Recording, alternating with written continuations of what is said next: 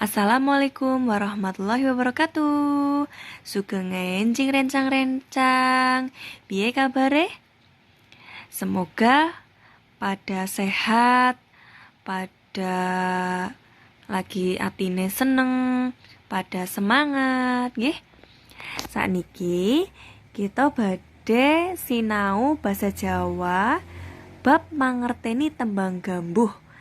Nah, niki terusane ingkang materi ing minggu wingi nggih. Nah, jadi tuh ini akan belajar tentang tembang gambuh lagi. Nah, karena tembang gambuh itu kan liriknya panjang.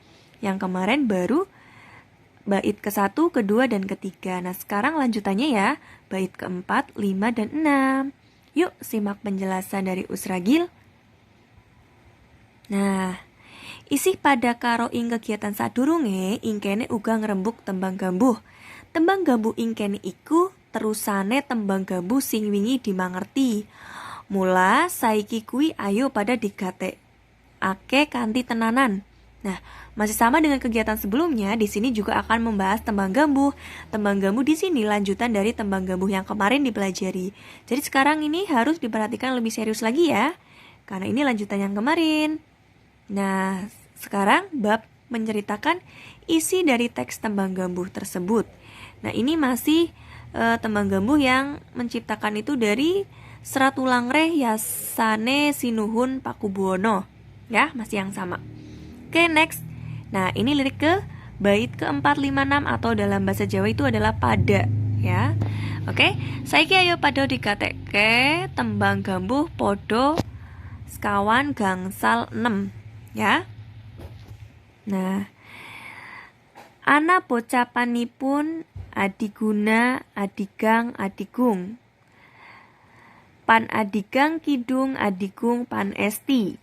Adiguna ula iku telu pisan mati sampyoh. Sikidang umbagipun angendelken kebat lumatipun. Pan si gajah angendelken gung ainggil. Ula ngandelekan iku mandine kalamun nyokot. Iku upamanipun aja ngandelake sira iku. Suteng nata iya sapa kumawani. Iku ambeke wong digung ing wasana dadi asor.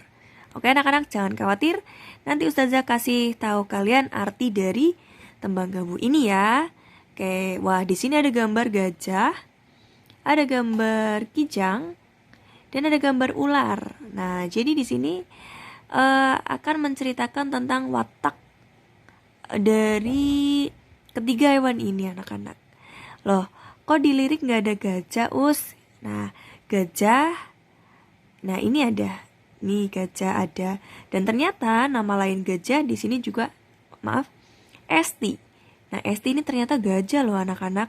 Nah, kijang. Kijang di sini ada.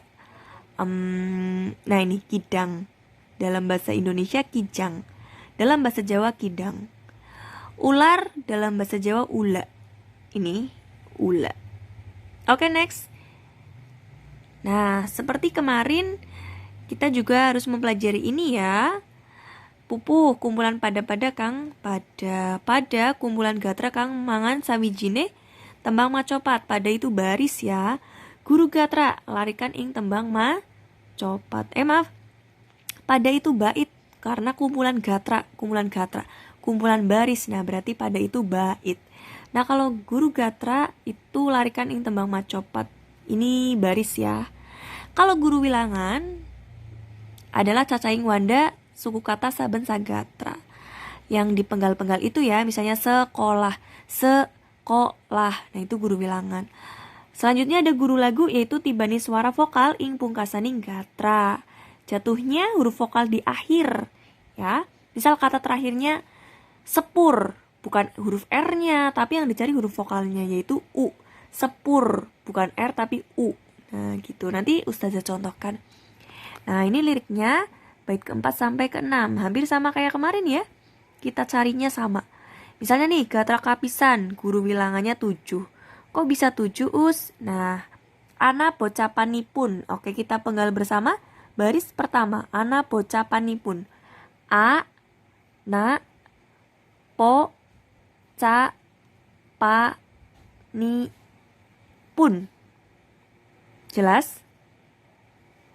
Jadi seperti ini. A strip na. Ini lirik yang pertama ya. Ana po ca poca pa strip ni strip pun. Nah, ini guru bilangan, pemenggalan katanya anak-anak. Kenapa bisa dikatakan 7? Karena penggalannya menghasilkan 7 penggal nih. 1, 2, 3, 4, 5, 6, 7. Lalu guru lagunya mana, Us? Guru lagu adalah kata terakhir ya. Tetapi bukan huruf N. Ada nih kemarin yang masih salah huruf N. Padahal yang dicari guru lagu adalah huruf vokal di akhir. N bukan huruf vokal ya. Huruf vokal itu A, I, U, E, O. Nah, huruf vokal di akhir kalimat yang pertama ini, di akhir baris yang pertama ini kan bukan N. Karena N bukan termasuk huruf vokal. Yang termasuk huruf vokal yang mana? Yang U. Berarti U. Berarti baris pertama itu guru bilangannya 7. Bentar. Guru bilangannya 7. 7 ini. Dan guru lagunya U. Jadi baris pertama ini, yang baris pertama ini menghasilkan 7 U. Nah, kayak gitu ya. Itu cara menghitungnya. Lalu baris kedua, ya hampir sama. Hampir sama dengan cara menghitung yang baris pertama. Adigung, adigang, adiguna, adigang, adigung. A, di, gu, na, a, di, gang, a, di, gung. Ada 10.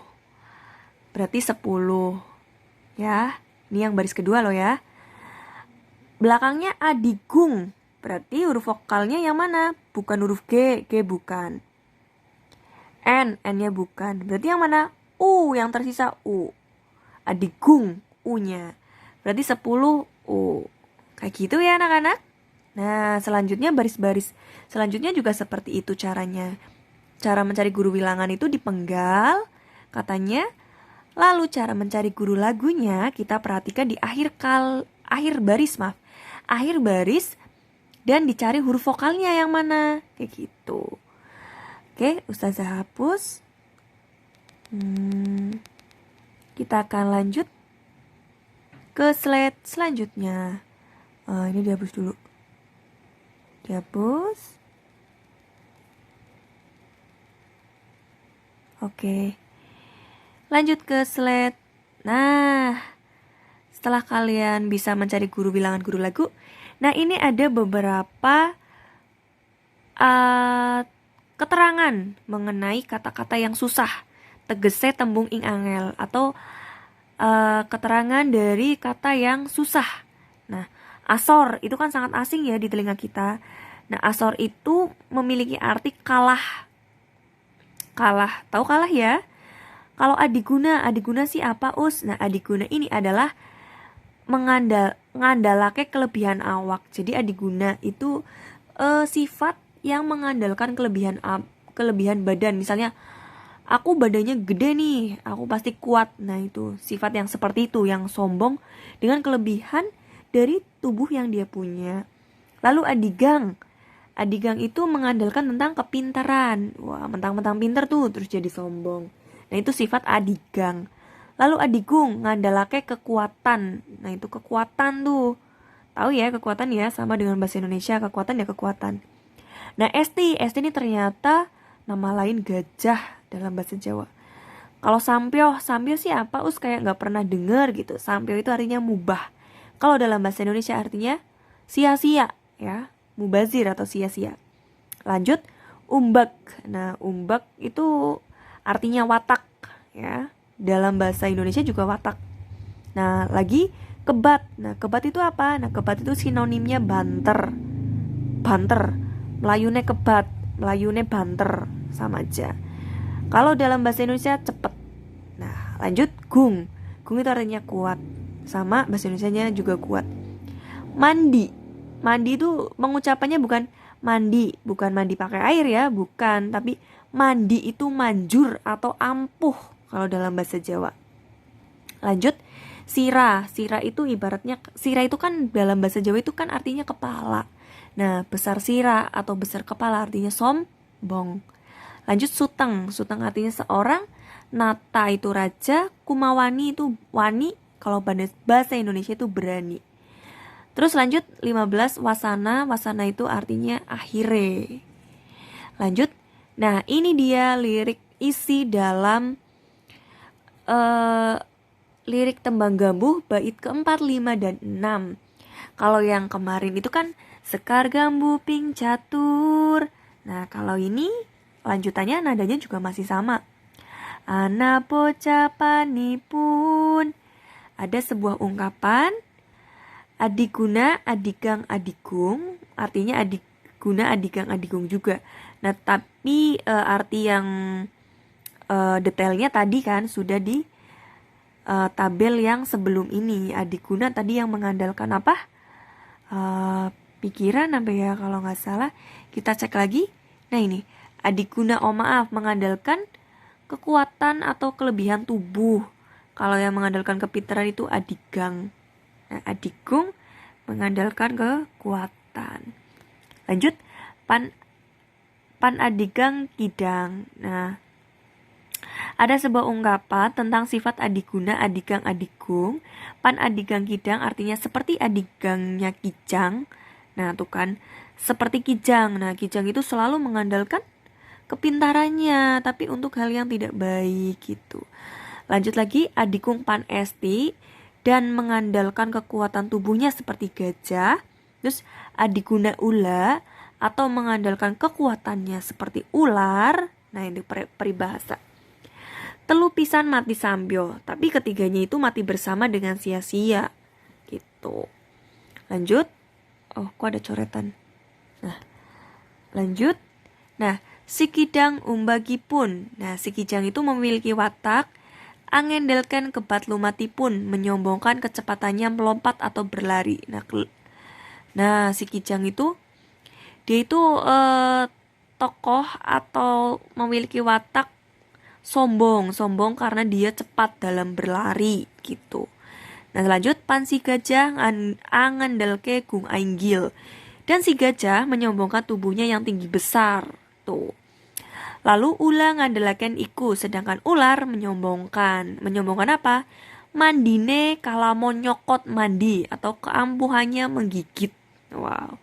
Lanjut, uka iku umpamanipun, itu sebuah perumpamaan ya, umpamanya kayak gitu. Aja ngandelakan sira iku, jangan menyombongkan diri. Suteng nata ia sapa kumawani.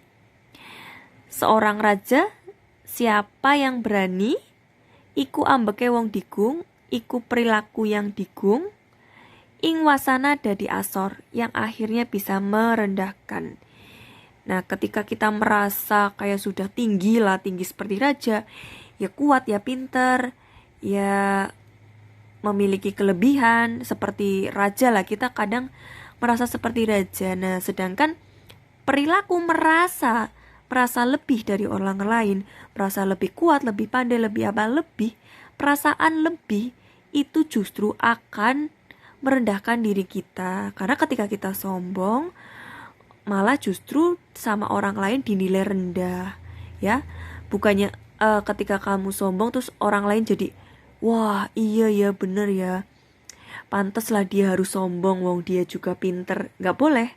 Tapi justru ketika kita sombong, otomatis orang lain akan berkomentar, ya Allah sombong banget, padahal pinter juga gak seberapa. Nah, itu maksudnya seperti itu. Jadi siapapun yang sombong itu tidak ada nilainya di mata orang lain. Jadi sebaiknya kita ketika memiliki kelebihan, keberuntungan atau apa, jangan sombong ya. Karena kita tidak tahu ternyata orang lain yang kita sombongkan itu ternyata memiliki kelebihan dari kita. Misalnya kita merasa pinter nih, kita pamer. Aku sih bisa ngerjain soal matematika dengan gampang dan cepat. Nah ternyata ada yang lebih pintar dari kamu, tetapi dia diam. Kayak gitu. Jadi tidak boleh memiliki watak yang sombong. Karena orang sombong itu sangat-sangat tidak ada artinya. Yaitu seperti si Kijang, memiliki watak yang sombong karena kelebihannya bisa berlari dengan cepat. Sedangkan gajah dia sombong karena tubuhnya besar tinggi. Itu. Dan ular menyombongkan kekuatannya karena memiliki bisa yang mematikan. Nah, tapi nyatanya ya semua kesombongan itu gak ada artinya karena semuanya akan mati, ya. Nah, mati yang sia-sia itu adalah matinya orang sombong. Nah, maksudnya seperti itu nih. Di Tembang Gambu ini lebih menekankan agar kita tidak bersikap sombong. Seperti itu, teman-teman. Nah, kalau bait yang 1, 2, 3 itu kita dianjurkan oleh Tembang Gambu ini, kita dinasehati agar apa? Agar tidak berbuat jahat, karena satu kejahatan akan melahirkan kejahatan yang lain. Satu kebohongan akan melahirkan kebohongan yang lain. Nah, sedangkan di bait atau di pada ke-4, 5, 6 kita diajarkan untuk tidak bersikap sombong. Nah, itulah sifat-sifat dari Tembang Gambu ini memberikan kita nasihat untuk kehidupan. Nah, kalian bisa kerjakan soal dari Ustazah, bisa melihat PPT ini ya teman-teman. Nah, ini ada animasinya. Selamat mengerjakan, semoga mendapatkan nilai yang terbaik. Sekian dari Ustazah, kurang lebihnya mohon maaf. Matur nuwun, thank you, arigato, shie, kamsahamnida. Ustazah pamit undur diri. Mohon maaf bila ada kesalahan. Wassalamualaikum warahmatullahi wabarakatuh. Dadah.